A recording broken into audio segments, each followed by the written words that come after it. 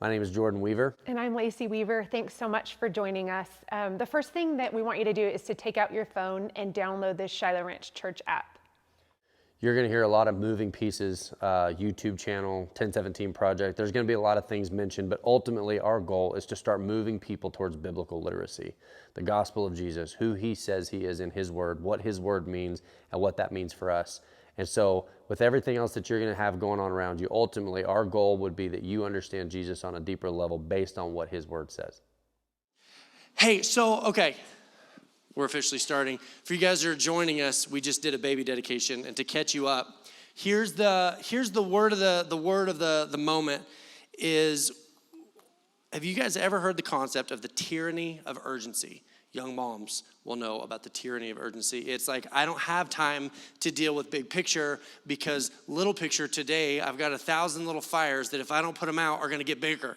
And so you get so caught up with what's going on today that you don't ever really stop to examine big picture. Does anybody understand what this feels like? Dads, I think we go through this like at our job. We're just trying to get through another day at the job. We don't have time to really examine where is our career going. We're just trying to get through today without pulling out our hair. And so a word that tends to just sort of slip from our conscious mind is intent. What is our intent? What do we intend? But here's the truth. The truth is, you woke up this morning, you got dressed, you put time and effort into getting here, you made an investment to be here. So here's my question. What did you hope that you would get out of that? What did you think you would get from being here? Because it's possible that it's just a habit. It's just something that we do. But the reality is, if we can be, ready for this, intentional with our intent, and that as a group, we can all agree what our intentions are, we're going to get there faster. It's like, if you aim for nothing, you'll for sure hit it. I want to know that as a church, that as a group of people, that we understand what it is that we're doing here. And so can I give you a thought? Everybody would have a different intent. I think if we were to poll everybody would have different various thoughts of what they hope to accomplish. I want to be happier. I want to have more peace. I want my life to improve. Can I suggest that a thought exercise? I'm reading a book right now, and he says in this book that what you're able to see, your mind will rationalize as being all that there is. You don't really think beyond your own scope. And so as your scope grows, as you travel, as you know more people, as you consider new thought patterns, that you grow as a person. But in general, what happens is that we view the whole world as being what we can see. Have you ever known somebody who has never left their hometown and they think the whole world is like their hometown? Okay, so what we do is that we do that with God also as we're working towards what is the intent. Here's my hope.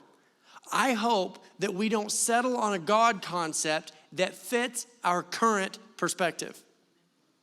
That we never assume that God is limited the way that we are limited, and that our goal or that our intent is that we want to see Jesus accurately. Now, as a church, if we're not careful, the American standard is you need a community group. What do you do for discipleship? All these churchy words. Well, what about this? What about that? Stop. There are churches for that, and they would love to have you in them. I'm not asking you to leave. I want you to stay. I'm just saying, here's ours. That if our biblical, accurate concept of Jesus grows, community, discipleship, love, relationship, interaction, all the things that we try to accomplish here, those will all be a byproduct of understanding Jesus. Listen, understanding Jesus from a perspective that is higher and deeper and wider than the perspective that we have today. So this idea that you would sit at home, well, I don't have to go to church to meet Jesus. No, that's true, but it probably won't grow if you're not having outside thoughts coming in and to consider. Is that fair? What's our intention? Our intention is I want to see Jesus beyond my own perspective. Can I say that again? I want to see Jesus beyond my own perspective. I want to know a Jesus who's already been to tomorrow. I want to know a Jesus who still has been to yesterday. I want to know a Jesus that is leading me to a perspective that's bigger than my own so that I don't limit Jesus to my perspective. That's our intent. That's why we get out of bed in the morning. That's why we drive to church. That's why if you're tuning in online, hey, we had a full room at Wickenburg this morning. Full room at Wickenburg. First week, everybody's not even down there. I see some friends that are supposed to be down there that aren't yet. That's why we tune in. We tune in because we have an intention that maybe I'll see Jesus today. And if I see Jesus, that is a benefit to every aspect of my life. Even the word benefit. Jesus will benefit my life, he will even benefit my concept of the word benefit. Husbands, if you've been married for more than 30 seconds, you'll know this is true. Young men, listen to my advice, and do not forget that I said this. Never, ever, ever, ever buy your wife clothing. It's a risk you cannot afford to take, because if it doesn't fit, you have made a statement that you did not mean to make. Either way, if you buy your wife clothes that are too big, that's an insult. If you buy your wife clothes that are too little, that's an insult. Don't do it. Just don't waste your time. When I say that God enhances our use of the word benefit, sometimes God comes to us and he gives us clothes that don't fit. Listen to me. He gives us clothes that don't fit. We go, God, this doesn't fit. And he goes, not yet. See, if we love God the way that we love God, then what we're saying is, God, you show me what's a benefit. Instead of you, listen, God is not your coach. I'm going to preach in a minute, but this is just the warm-up. Okay. God is not your coach. You guys didn't get together and agree on the end zone, and now he's trying to help you get there. You came to God and you go, God, you tell me what's the end zone, because you know me in and out. So many times who we believe ourselves to be isn't exactly true. And God will not participate with your false identity. Sometimes he buys you clothes that don't fit yet. We need a perspective of Jesus that goes beyond our own. Okay. Clarifying our Jesus concept. Mark chapter 1, verse 40. It's a verse that I assume you've all read. I assume to some degree. It's a pretty common verse. It says, a man with leprosy came to him, Jesus, and begged him on his knees, if you are willing, you can make me clean. I've read this verse 1,000 times. What I did not understand until just recently is that this is a very hotly contested verse. It's a verse that the translators argue about how to translate, because if you don't know this, the Bible was not written in American. And if you think that I don't know that we speak English, what I mean is it was not written in our cultural context. The Bible, this verse was written in Greek, and then it was translated. And so the translators have this job. They look at a word, and as they look at a word, they go, does it mean this or does it mean that? Because it could mean both. And so sometimes when you read through the Bible, what happens is you get a pretty good idea. You get a pretty good idea of what it's saying. But sometimes you find a word that could go either way. And depending on how you translate it, it can give depth to the verse. Everybody with me? I've always heard it this way. I'm going to read it to you in the KJV. That's King James Version. You know why? Because it makes me feel smart. And here's the other thing. You'll hear people go, well, the King James is the only real translation. It's still not Greek, guys. I mean, it's still a translation, so chill out. Verse 41 says, if you're willing, this guy's leprosy, he's got a health issue, and we'll get to that in a minute, but he comes to Jesus, he goes, Jesus, if you're willing, you can heal me. And it says, Jesus was moved with compassion. Have you ever heard this? He was moved with compassion. Put forth his hand, touched him, and saith, no big deal, I know how to say that word. Saith unto him, I will, and be thou clean. Let me translate. This is how I've always heard this verse. Man comes to Jesus. He's got leprosy. He says, Jesus, if you're willing, you can heal me. And Jesus says, I'm so moved with compassion. Jesus says, I am willing, and he heals him. Good enough. Good enough. I mean, that's a good verse. But I was reading it the other day in a different translation. And let me tell you how I read it, because it jumped out at me. We've got a 4-week series from this right here. We've got 4. I think that's a record, but whatever. I haven't titled it yet. I haven't quite grown up. We'll get there. This translation said this. It says, if you're willing, you can heal me. It says, Jesus was indignant. He was angry. And I read that and I go, that's not right. Everybody knows he was compassionate. Why would this translation say he was angry? He was angry. He reached out his hand and touched the man and says, I am willing. He said, be clean. Immediately the leprosy left him and he was cleansed. Now, here's our question. Why, in translating the Bible, would some people read that Jesus was compassionate? And some people read that Jesus was angry. And my own personal perspective is I always lean towards compassion. I always lean towards compassion because most of the time, angry religious people love to paint God as angry. God's angry and so am I. And so when I see that Jesus was angry, I just by nature, listen, I'm like, that doesn't really make sense to me. So, of course, it just triggers me, and I haven't preached in 2 weeks, and so I'm like, what is this? I've got to get to the bottom of this. And so I've been on a rabbit hole with indignance versus compassion, and I'll try to not preach a 4-week series this morning. Okay. So what you find is the word, and I'm not going to try and say it. I wrote it down because I was feeling all courageous last night when I was in a room by myself. And I was like, I can say that word. And now you're all here, and I'm nervous. I'm not even going to try it.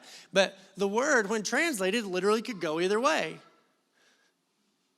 I'm not going to try it. I want to. I'm not going to try it. But so when the translators, when they look at this story, they say, well, does it mean anger? Does it mean compassion? Well, what's the context? The context says, as they're looking at this word, trying to translate it, it says, what happened next? Jesus reached out and touched his hand. He touched the man. He healed him. He loved him. They're like, well, that's an easy one. He must have meant compassion. And I think we would agree that, yeah, that makes sense. And so it's compassion, and then that's all. Because it was followed with healing and mercy. He intentionally administers healing to this man. So here's the other thing that we do, because remember, have you ever heard you've heard the saying that if God was a triangle, you can finish this. If a triangle had a God, he would have 3 sides. Have you heard this? That if a triangle had a God, God would have 3 sides. Because why? That all we can see is all there is. We tend to bring God into our understanding, okay? So what we also tend to do is we tend to apply our shortcomings to God. So, see if you agree with this. When I say the word compassion, it's like this warm, like Jesus is adorable. It's the word, like you see a puppy in the street that's malnourished, and then you see this, someone comes and picks the little puppy up off the side of the road and takes it, and then the next clip, it's running and it's happy, and you're like, compassion. But then when you hear the word anger, you're like, now, wait a minute. Because I don't know about you, but if it's me, anger brings up a different word picture in my mind, because I've seen anger when it goes badly. Anybody ever known somebody with a bad temper that usually starts when they're about 3 months old? Who teaches babies to look you directly in the eye, not getting what they want, and react with, my daughter, my sweet little daughter. If you guys know my daughter, she's just a bubbling little source of joy for everyone that's around. When she was so little that she couldn't even grow hair yet, her head was growing too fast and the hair couldn't keep up. But she had a huge head. So when she was little, she would get mad and she would do this. And what she's saying is, I wish I was bigger. You'd all be sorry. What about, so we go, okay, well, anger, we tend to pull back. Anger, compassionate, good, anger, bad. So when we get to choose between, well, is God angry or compassionate? Let's go with compassionate. But here's the problem, that if anger is something that we've seen misused, it is unfair to think that God would misuse it. I don't even think we consciously think about it. We solve a problem that's easier to understand in our minds without even realizing that we're doing it. So we go, wait a minute. If my anger has 3 sides, then God's anger must be a triangle. We assume that God is like us. But then it's incomplete. It's an incomplete thought. Here's why. Because as easy as it be to write off anger, let me ask you something. If you were in a room and something terrible was happening to someone innocent and you could stop it and you didn't, well, we don't like that either. So as quickly as we would like to write anger out of the picture because we've seen it abused, the problem is also we can't stand people who don't have anger at all. People who cannot feel moved in moments of protection. So the truth is that somewhere between the anger that destroys and a temper that blows up and causes damage and having no anger at all, there's got to be some sort of a sweet spot where anger isn't all bad. Is everybody with me? Does everybody understand the steps that I took to cross this river so far? So, can we believe in a God of anger and a God of love at the same time? And if our goal is that we want to see Jesus from a perspective that's higher than our own, this seems like a good place to start. Because my perspective is anger has caused damage in my life.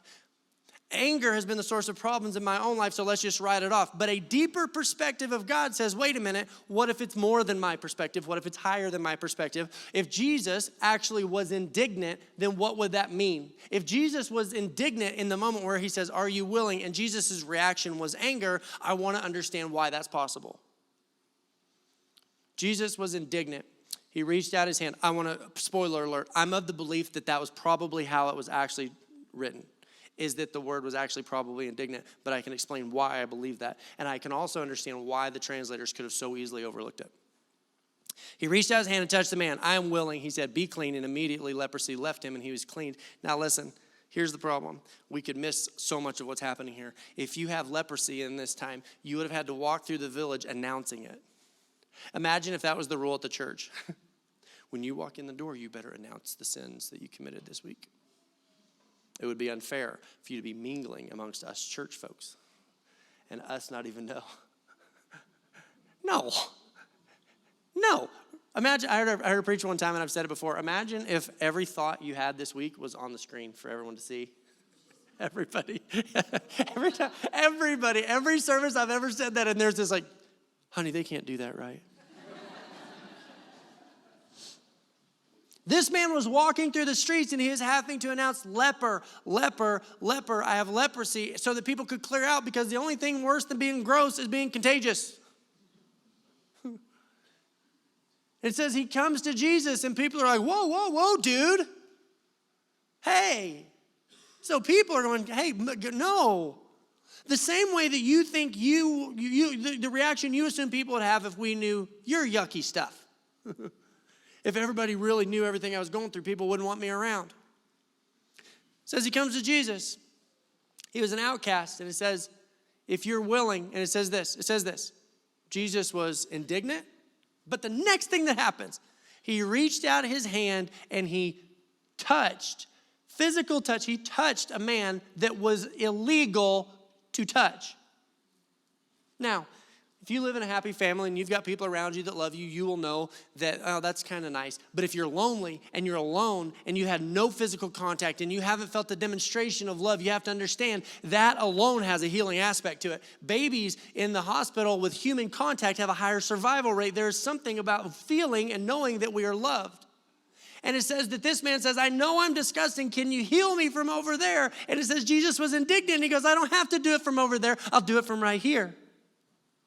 And he demonstrates a love that was inclusive. And then he says, I am willing. Now, here's what I believe. I believe Jesus was indignant. And as people, we limit that to a small little space. I'm gonna admit something about myself that I'm not proud of. There are times where I have anger that is not okay. Let me be clear. I'm not talking about abuse or breaking anything. I'm not throwing plates. I'm not talking about that. I've had a pinched nerve in my neck for 3 weeks. I know, right? I love that our church isn't super sympathetic. They're like, okay. I cut my finger off this morning. But I've noticed something. That when I'm in physical pain, nobody knows how to drive. Everybody parks like morons. It made me so mad, and I'm confessing it, so you can't even hold it against me. I was at a gas station, there's this long line, and I'm already frustrated because I'm standing in line just because I'm in pain, and when I'm in pain, that's an avenue for anger. And I'm like, what are you mad about? Just because, okay. A lady walks up. I would love to demonstrate it for you, but I'm not, because I feel like I'd be tiptoeing on being a mocker. She walks up, she looks at the line, and you can see it on her little dumb face. I'm kidding. She looks at the line, and she has this moment of confusion of, why are you guys standing there? I don't know. Steps in front of everyone and buys her stuff at the store. Now, is that a big deal? No. Well, when my neck hurts, I'm like, I'm sorry, we must have gone to a different kindergarten, because at my kindergarten we were taught not to cut in line. There, I feel better. I got it all out. If you're having this thought of like, he's our pastor, I'm as surprised as you. Okay, so So when I think of Jesus being angry, I can't help it. I kind of feel like God would be angry like I'm angry, but he's not. Thank God, he's not. It would indicate that God was not mad at this guy.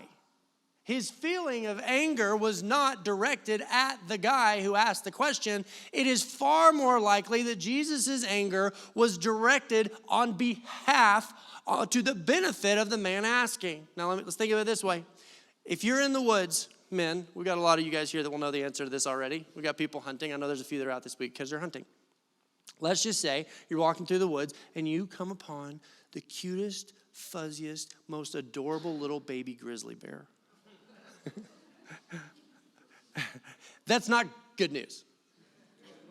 What you instinctively know is somewhere in the woods, on behalf of this little fuzzy, cuddly little bear, anger is somewhere. And it's not angry at the bear. It's not angry at the little cub. It's angry at you because you represent a threat to the cub. Is everybody with me? So the anger from the mama bear is not targeted at the baby. It's targeted at the threat. And I think that is far more in alignment with who I know Jesus to be. And in this moment, this guy comes in and he's broken and he's separated. And listen, I don't know his name. Let's just, for the sake of conversation, let's say his name is Tom. Tom walks up to Jesus, and in his mind, he's already got an exit strategy of if Jesus says no, he's going to go back to his little world, whatever that looks like, of being pushed out and of the opposition and being less than. And he's going to go back and he's going to say to himself, well, I tried. You see it in his persona, like, I'm going to go to Jesus, and I guess I'll just see. I'll just see if maybe Jesus could even, I don't know. And if he doesn't, no big deal, but at least I tried. Shoot your shot, And the anger that Jesus is feeling is not at the man, it's at the separation that this man is subject to. He's not mad at the people, he's mad on behalf of people. Now, going back to my medical issue. For me, as a person, and as you, what we know is that anger is not a primary emotion. It may feel like it, but trust me, it's not. It is a secondary emotion, which means before you get angry, you have to feel something else first. And there's only 3. Now, modern studies have tried to add a few, but I would argue they fall into these 3 categories. You cannot be angry unless you have first felt either fear, anger, frustration to anger, or hurt to anger. So when you see someone walking around that's mad, something caused it. When you are mad, something has caused it. It's a secondary emotion. So if you see someone that struggles with anger, they are struggling with something else also. But that is not the function of the anger of Jesus, and it is unfair to limit a God who has never misused his anger. Jesus is not a triangle. And I can't go long today, but I have to finish this thought. So many times you see people are like, oh, God's mad at me. See, we think that, like, when things are good, we think that God is distant and he just kind of wound up the world at the beginning of time and he turned us loose to figure it out. When things are good, we don't stop and consider that God's in the middle of it, actively taking a role. The minute something goes bad, we change our theology and we're like, God's involved and he's angry at me. God's mad at me. And we see verses in the Bible about God's wrath. We hear preachers talking about God's wrath, the wrath of God. Let me tell you, if you have a biblical disagreement with me, I would actually like to hear it at some point. But let me tell you what I believe. I believe that when the Bible talks about God's wrath, you could take the word wrath out and you can replace it with the word God's separation. The separation from God. And let me explain what I mean by that. God doesn't have to actively attack in moments of wrath. The worst thing that we could experience is the separation from everything good. And the result would be the similar effects of wrath. Are you with me? So it says that his wrath is not targeted at you. And in fact, if you are one of those people, oh, God's mad at me, good possibility you're using it as an excuse to continue in disobedience. It has nothing to do with God. It has to do with your disobedience. Well, God's probably mad at me anyway, so I'll just do what I want. It's this sickness that says we're going to do what we want, but we'll blame God for it. Romans 5 says this. So this is after the cross. Listen, we're gonna go forward a minute. We're the man of Jesus and the leprosy. We're gonna set that down for a minute. We're gonna go forward, and what we're gonna see is this. In Romans chapter 5, it says, but God demonstrates his own love for us in this. While we were still sinners, Christ died for us. After the cross. So now the full revelation of what Jesus was going to do. Listen, verse 9. Since we now have been justified by his blood. Whose blood? The blood of Jesus. The cross. It says that because of Jesus, it says that because of justified by his blood, how much more shall we be saved from God's wrath through Jesus? I have to be very clear on this. If you are a person who is always thinking about the wrath of God, understand this. Because of the work of Jesus, his wrath is no longer targeted at you through Jesus. It is now present on your behalf. This idea that God's mad at you does not hold up. It dissolves and disappears in the saturation of the word. Because what the word says is that like a good mama bear, God acts on our behalf, and his anger because of Jesus is not targeted at you, it's targeted for you. So quit screwing up and blaming God for your rebellion. It's not fair. It is not fair to God, who continually through his goodness defends you and loves you and provides for you to look at the face of a God who is loving you and actively on your behalf and go, oh, God's mad at me. So imagine this. Just imagine this. Jesus in person, standing in front of a leper. The truth was, he had been God, he became man. He had been powerful, he chose weakness. He'd been rich, he chose poverty. He is in this super diminished position in life. Listen to me, don't miss this, don't miss this. He was God who chose to become man. Why? Answer the question. Why did God choose to become man? For who? For him, for this man, for you, for me. And so God has gone to such lengths to do this, and he's going to die a brutal murder on the cross, and he sees this man suffering, which, by the way, was the motivation for God to move in the first place, was your suffering because of sin, because of the effect of sin on mankind. And it says that this man looks at Jesus, and he says, I guess if you're willing. And Jesus goes, what do you think I'm doing here? Are you kidding me? No, I did all this, and I'm going to die on a cross, and I'm going to be brutally murdered on your behalf so that the wrath of God can be pointed away from you and to me. But no, I don't care about you. Yeah, come on. See, that's my anger again. I'm pretending Jesus is sarcastic. Doesn't the translation indignant begin to make sense? It says that Jesus is so enraged by the separation and the lies of sin. Now let me put it in your lap for a second, because what sin will do is it will convince you that you're the special, unique one, that you're the one that's messed up too much, that you're the one that's gone too far. Let me tell you something. As a preacher's kid, there was never a sin that I committed that I didn't know I was committing while I committed it. I hated partying with my friends who didn't grow up in church because they didn't even have the honor of feeling guilty. I knew I was wrong. I just couldn't figure out how to fix myself. So when I would come to church and people would talk about the love and the forgiveness of Jesus, I would go, yeah, but that's for people who didn't know any better. I knew better the whole time. I can relate to this man and his condition and his suffering, thinking maybe I'm the one that's so bad. Maybe I'm the one that's messed up so many times. Maybe I'm the one that you're actually mad at.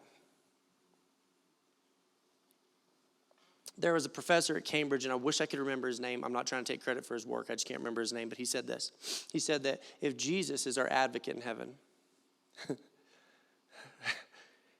what kind of a lawyer, let's just pretend I'm your lawyer, and you ran a stop sign, and you're going to go stand before the judge, and the judge is going to throw you in jail for what do they do for stop signs. It's Oregon. We throw people in jail for everything. Okay. And we walk in, and I'm like, don't worry. I got this. Are you sure? I'm your lawyer. I know what I'm doing. Jesus is our advocate in heaven, okay? I got this. I walk in the judge, and I'm like, guilty. Dude. Hold on, I got it in control. But we're asking for mercy. You're like, thanks, good job. This professor from Cambridge says for God to be a good advocate, he needs to not only appeal to mercy, but appeal to the justice of God. Because if God would have wiped mankind off the earth, the only thing we could have accused him of being was just. We're the ones that messed up, not him. We couldn't have accused him of anything other than justice if he'd have wiped us all out, and he didn't, which appeals to God's mercy. With me? So the advocate says this, because remember, we come to church and we hear Jesus says, of course I love you. Look what I'm doing to redeem you. Look at all that I'm doing to bring you into relationship. Of course I love you. I am angry at the separation that leads you to believe that you're unsavable, that you're some special brand of sinner, that you're some unique heathen that God can't overcome your sin. That's what he's angry at. It says that this. He comes in and he appeals to the justice of God. He says, this man's guilty, but I already paid for it. And it's unjust for me to pay for the crime, and that the judge would also ask him to pay for the same crime twice. It's unjust. So that means this, super sinner. What sin have you committed that was so powerful that it could overcome the blood of Jesus? The advocacy of a Jesus who says, of course I'm willing.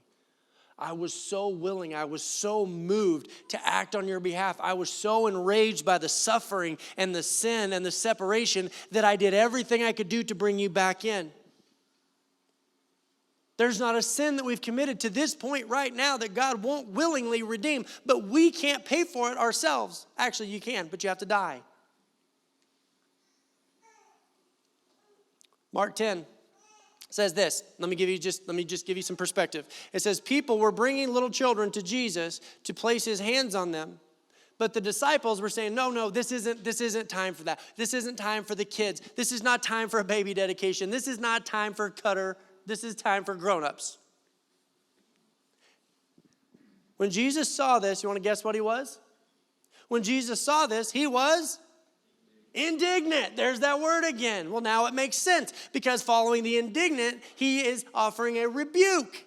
So, okay, of course, that makes sense because it's indignant followed by a rebuke instead of indignancy followed by compassion. So it says he was indignant and he said this. He said to them, let the little children come to me and do not hinder them. What's he speaking to? He is speaking to, don't ever allow separation between me and anyone. So it would make sense that he would feel indignant in both situations, but as people, when God begins to love and act on behalf of this leper, we go, well, that must have been compassion. Jesus is not mad at you. Can I say it again? Jesus is not mad at you. He is mad for you.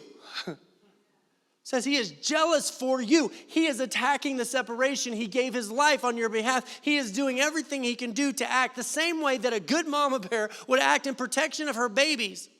There's nothing that he hasn't done to invite you to come in. There's not a sin that you've committed that has made him mad. See, if you think God gets mad at you, you'll get mad at people. You'll justify your anger. You'll justify it. And here's the problem. So many times the people that make us mad are the people that we need the most. Not all the time. But most of the time, we get mad and we push people away. Sometimes we need to get angry and consider what they're saying. We need other perspectives. We need perspectives beyond our own. I hate to reference pop culture, and so I readily apologize. I'm going to. Forgive me, I don't do it often. But I've been reading Christian responses to Kanye this week. Here's the one that gets me. Not because it affects Kanye at all, to be honest. He's probably not reading your comments. So it's not for him, it's for us because it indicates the heart of the church. Here's the one that gets me. Now let's just be careful. Let's just sit back. Let's not just go crazy because let's wait and see. He's got a track record, see, of kind of going in and out, and he's a little unstable. Let's just not get in too big of a hurry. Here's why that bugs me enough that I would even bring it into a sermon. because it indicates how you think God approves of you. That God's approval is somehow tapered down to see if you really mean it. Let's just hold back our approval. Let's hold back our affection. Like, well, let's just see if we're going to earn it. At what point? Okay, at what point are you good enough to get the approval? At what point have you proven it enough? At what point have you put enough skin in the game that we can approve of anyone? Because here's the thing. If anyone comes to Jesus and falls away, it doesn't change Jesus.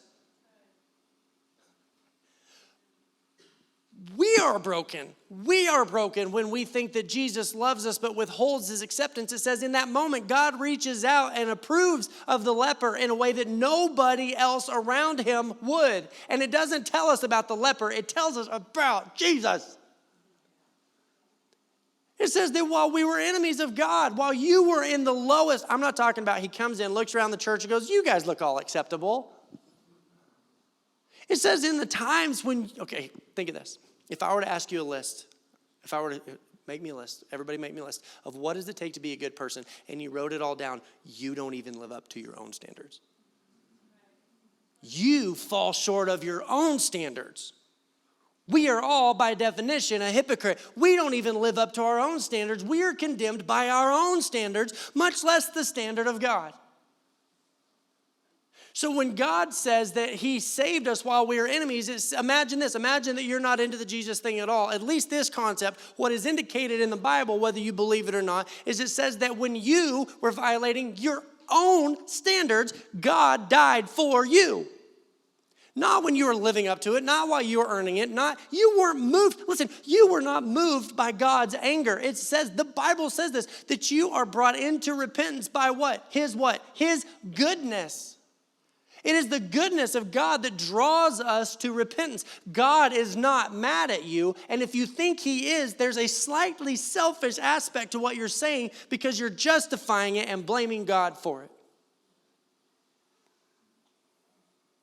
It says that God is angry for us, and thank God he was.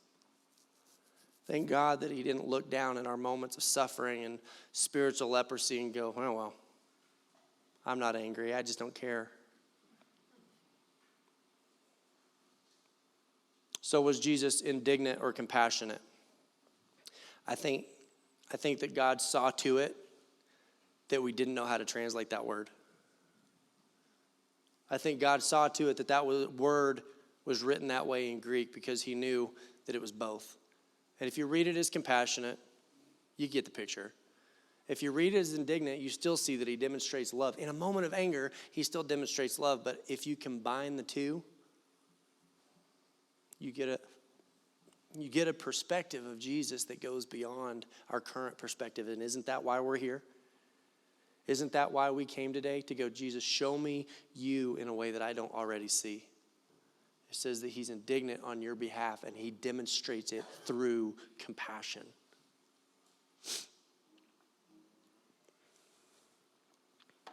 Lord, show us a higher perspective of who you are, based in the word, based in truth. Jesus, demonstrate for us who you are. Because God, the truth is, in the next several weeks, what we're going to see is that if we can learn who you are, we become better. We get better. We begin to love more like you love. We begin to love more selflessly. We begin to bring people into relationship rather than pushing people away and burning bridges. God, show us yourself. Show us who you are. Show us that your anger burned on our behalf. That you came from heaven to earth so that you can bridge the gap that had been created through sin. And that, God, you're not mad at us. You're mad for us, and that you're on our side and that you love us. I pray in Jesus' name, amen.